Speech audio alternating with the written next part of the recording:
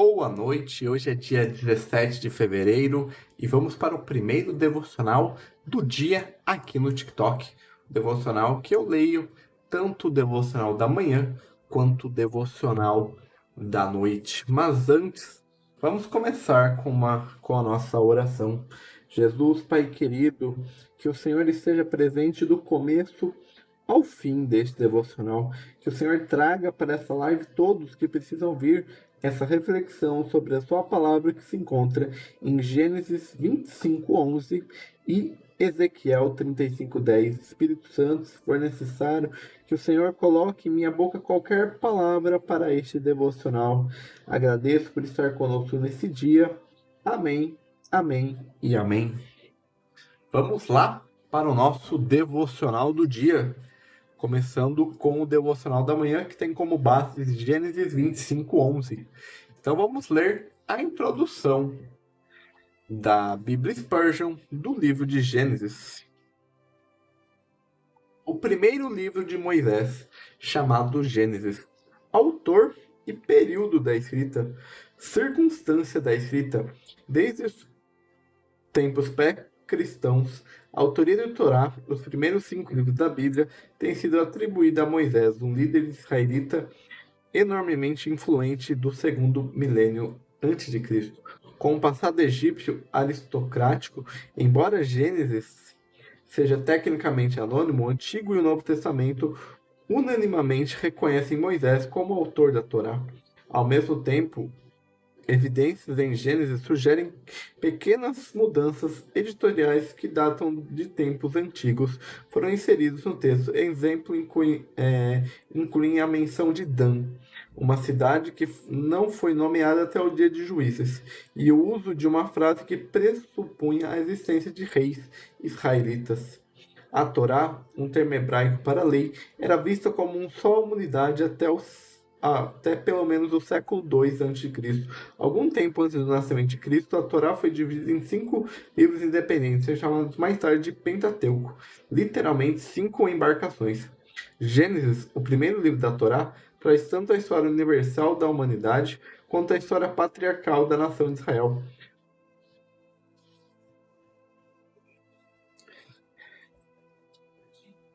A primeira seção, os capítulos 1 ao 11, traz uma história comumente chamada de história primitiva, mostrando como toda a humanidade é descendente de apenas um casal e se tornou pecadora. A segunda seção, capítulos 12 ao 50, é uma história mais específica, comumente conhecida como história patriarcal, e concentra-se no pacto que Deus fez com Abraão e seus descendentes, Isaac, Jacó e seus 12 filhos. O livro de Gênesis desdobra o plano de Deus para abençoar e redimir a humanidade através dos descendentes de Abraão. No fim, há relatos dos eventos que levaram os israelitas à terra do Egito. Contribuição para a Bíblia. Gênesis estabelece a base para todas as outras coisas que lemos e experimentamos na Escritura. Através dele, entendemos de onde viemos, como chegamos no estado decaído em que nos encontramos e o início do trabalho gracioso de Deus em favor de nós. Gênesis revela o propósito original de Deus para a humanidade. O primeiro livro da Bíblia fornece o fundamento a partir de qual entendemos o pacto de Deus com Israel, que foi estabelecida com a entrega da lei para a comunidade israelita, para as histórias das origens da humanidade, do pecado e do relacionamento do pacto com Deus, os ajudaram a entender por que ele lhes deu a lei. Estrutura. Gênesis é principalmente uma narrativa. Do ponto de vista narrativo, Deus é o único verdadeiro herói da Bíblia, e este livro tem o privilégio distinto de apresentá-lo. Deus é o primeiro sujeito de um verbo no livro, e é mencionado com mais frequência do que qualquer outro personagem da Bíblia. O conteúdo dos primeiros 11 capítulos é distinto do conteúdo das histórias patriarcais nos capítulos 12 ao 50. O principal elemento de coesão textual é a frase "Estas são as gerações de". A frase mais ampla em significado do que um simples registro de gerações. Refere-se, antes de mais nada, a um registro narrativo, isto é, uma prática comum nos escritos orientais. Essa frase também serve como uma ligação entre a pessoa principal da narrativa anterior e a pessoa mencionada no texto seguinte. Gênesis poderia ser descrito como uma genealogia histórica que une a criação e a história humana em um contínuo. Spurgeon em Gênesis.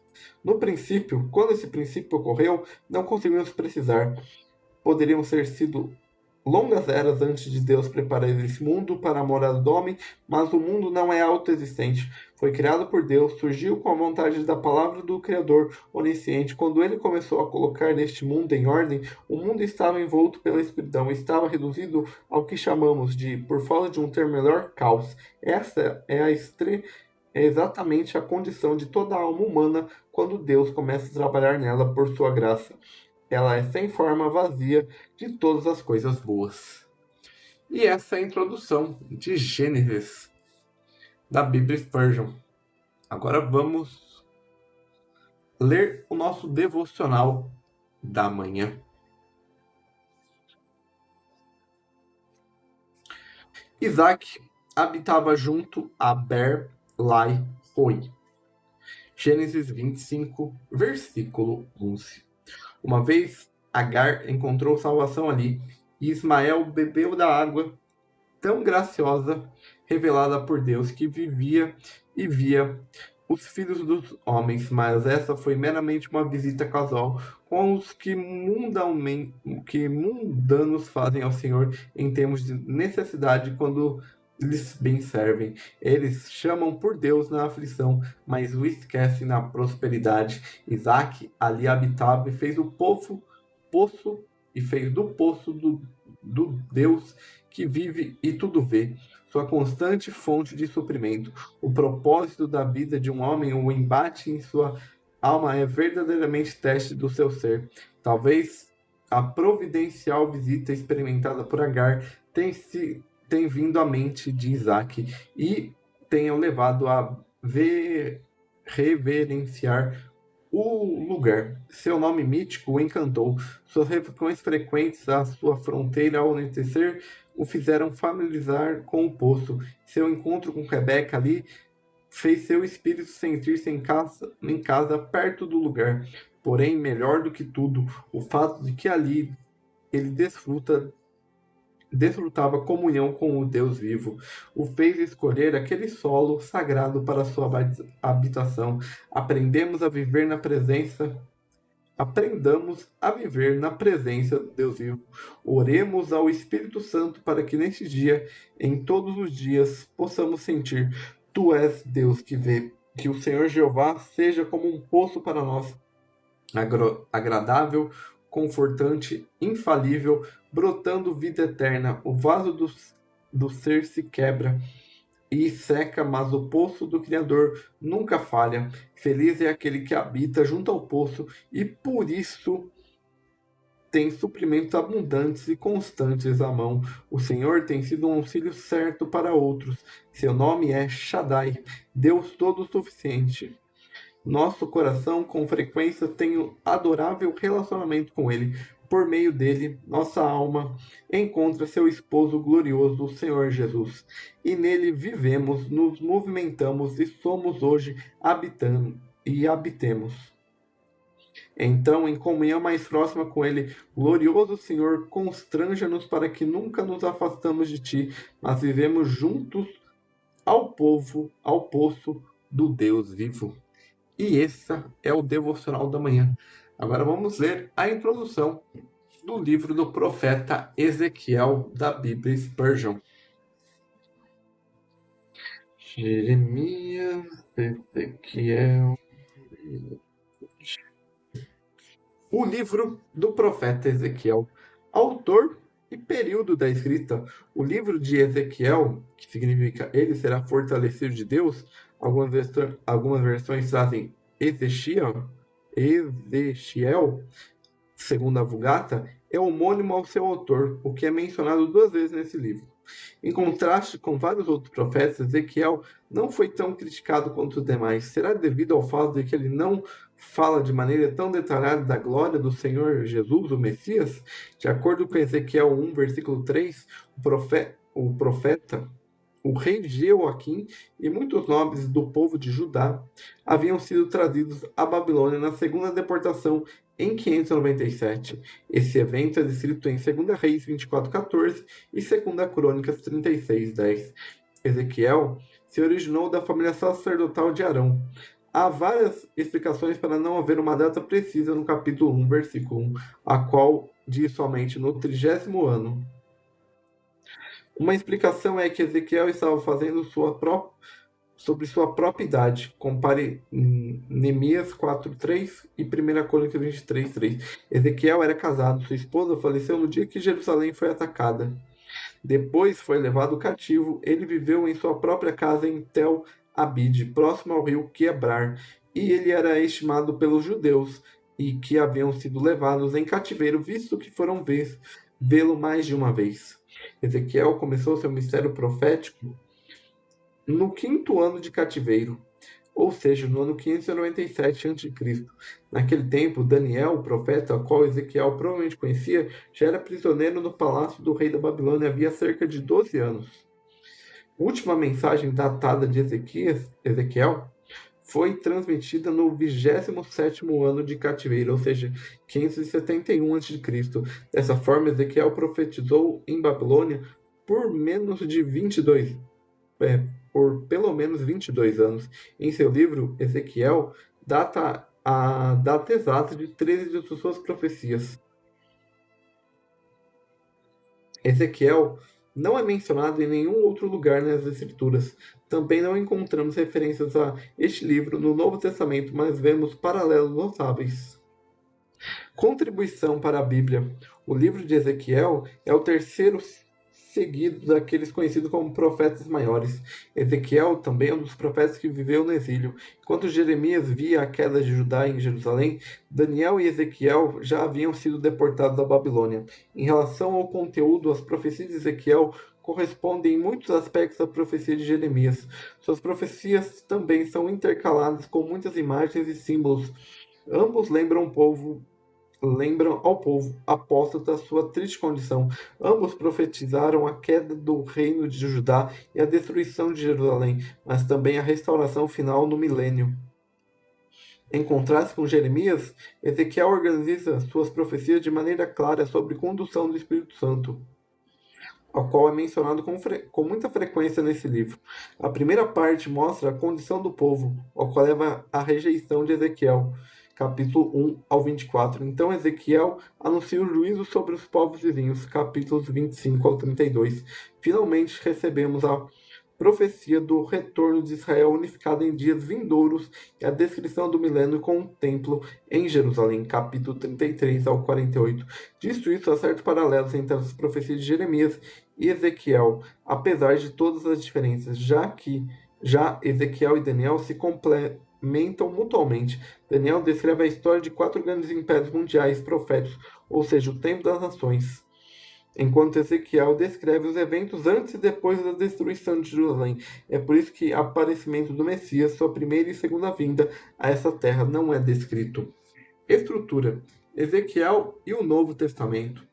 Nas referências diretas ao livro de Ezequiel no Novo Testamento, podemos, no entanto, ver uma alusão a Ezequiel em João 3, onde o Senhor está falando com Nicodemos, um governante judeu, sobre a necessidade de um novo nascimento. O nascimento da água e do Espírito é a condição divina para que se entre no reino de Deus na terra. Ezequiel já havia escrito que Deus ajuntaria seu povo, limpando de sua imundície de seus ídolos com água pura, colocando um novo espírito e seu espírito dentro deles. Nicodemos deveria saber disso, visto que o Senhor lhe pergunta: tu és mestre em Israel e não entende essas coisas? Há várias semelhanças marcantes entre Ezequiel e o livro do Apocalipse. Aqui é mais curiosidade, então eu não vou ler. Em alguns aspectos, encontramos similaridades recorrentes como, por exemplo, a descrição do trono de Deus e as 4 criaturas viventes. Em alguns lugares, o profeta do Novo Testamento vai além do que foi relevado no Antigo Testamento. Vemos então Jerusalém terrena em Ezequiel, mas a Jerusalém celestial em Apocalipse. A glória de Jeová. A glória de Jeová, a qual é sinal visível da presença de Deus com seu povo Israel, tem um papel importante em Ezequiel. A glória é representada em forma de nuvens no santuário do templo.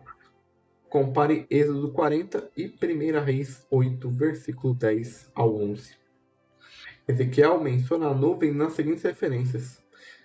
Aí a gente tem aqui, que eu não vou ler porque é só número, fica confuso de acompanhar. Quando Jeová rejeita o seu povo, essa nuvem gloriosa deixa o templo e a cidade de Jerusalém. Contudo, a nuvem reaparece no final do livro, habitando no novo templo do milênio, desde que a nuvem só foi vista uma vez durante esse longo intervalo, está na transfiguração do Senhor Jesus no monte. Mateus 17:5 e 2 Pedro 1:17.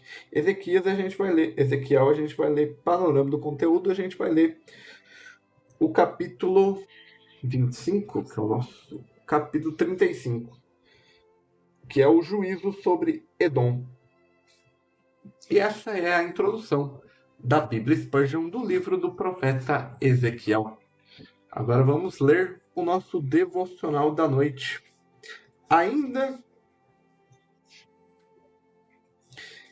Ainda que o Senhor se achava ali. Ezequiel 35, versículo 10. Os príncipes de Edom viram que todo o país ficaria desolado e contaram com uma conquista fácil, mas havia uma grande dificuldade em seu caminho, um tanto desconhecida para eles. O Senhor se achava ali. Em sua presença, essa é a segurança especial da terra escolhida. Seja quais forem as maquinações e equipamentos dos inimigos, o povo de Deus ainda é a mesma barreira eficaz para frustrar o seu plano. Os santos são a herança de Deus, e Ele está no meio deles e protegerá os seus.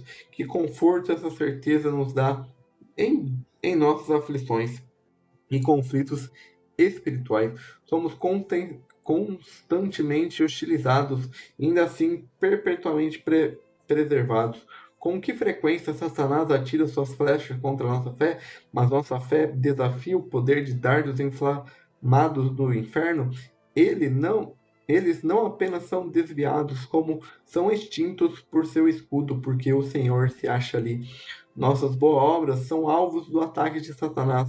Um santo nunca teve uma virtude ou graça que não tenha sido alvo dos projetos infernais, seja a esperança alva e brilhante, ou o amor caloroso e fervoroso, ou a paciência persistente, ou o zelo ardendo como um carvão em brasa. O velho inimigo de tudo o que há de bom já tentou destruir. A única razão por que algo virtuoso ou amoroso sobrevive em nossa é esta: o Senhor se acha ali.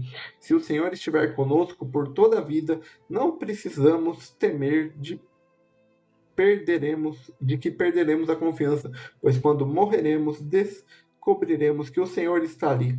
Onde as vagas estiverem mais temperosas e a água for mais fria, sentiremos o fundo, sabemos que isso é bom. Nossos pés pisarão sobre a rocha eterna quando o tempo passar. Amado, desde o início até o fim da vida de um cristão, a única razão dele não aparecer é porque o Senhor está ali. Quando o Deus do amor eterno muda e deixa seu eleito perecer, então a igreja do Senhor será destruída. Mas não até lá, porque está escrito: Jeová chama, o Senhor está lá. E esse é o nosso devocional do dia. Amanhã não teremos devocional aqui no TikTok, somente lá no Instagram com o devocional do dia. Hoje, amanhã, quarta-feira, na quinta-feira também, só teremos devocional do dia lá no Instagram. Na sexta também. E no sábado também teremos só o devocional do dia. Então aqui no Instagram, no devocional da noite, nós voltamos no domingo. Tenha um bom início de semana, já que ainda é terça-feira e a maioria das pessoas voltam a trabalhar amanhã, após esse feriado de carnaval. Tenha um bom resto de terça-feira e até o próximo.